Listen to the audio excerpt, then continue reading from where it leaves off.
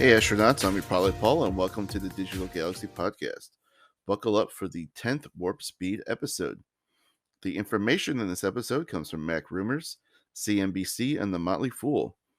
We've been covering the Epic Game versus Apple lawsuit for a couple months now. You can check out the Warpspeed episode number 3 on digitalgalaxypodcast.com if you want to catch up.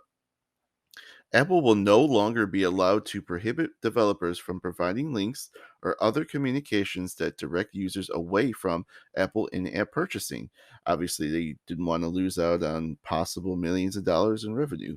But according to CNBC, quote, the injunction addresses a long-standing developer complaint and raises the possibility that developers could direct their users to their website to subscribe to or purchase digital content, hurting Apple's App Store sales, which grossed an estimated $64 billion in 2020, end quote. That is a lot of a lost potential revenue.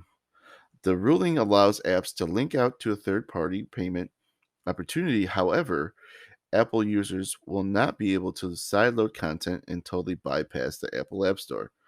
Not fully satisfied with the ruling, Epic Games has filed an appeal. According to Mac Rumors, quote, Epic Games failed to prove that the company Apple is an illegal monopolist or that it is engaging in anti-competitive conduct under California's competition laws or it violates antitrust laws, end quote. Apple obviously considers this a big win. Other companies are jumping on the bandwagon as well, besides Epic Games. Spotify has always had trouble with Apple's App Store. You couldn't join the premium service in the app. You had to go either directly to the website or using the desktop version of Spotify to upgrade. Now, with the ability to add a single link to upgrade to premium, Spotify is going to take advantage of that ruling.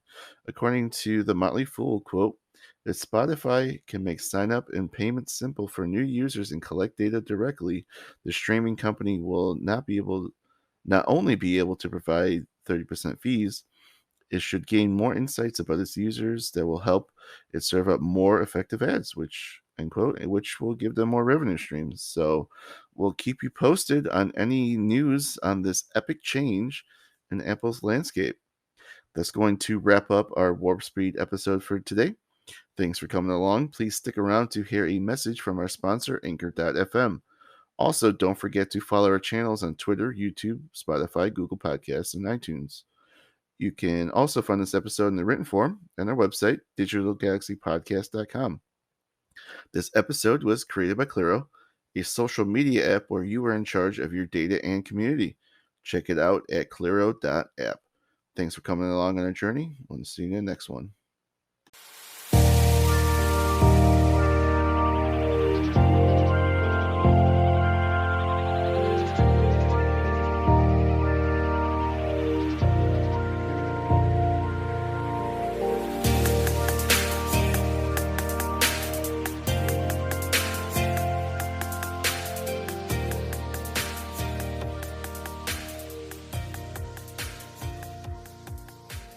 Digital Galaxy Podcast runs on Anchor.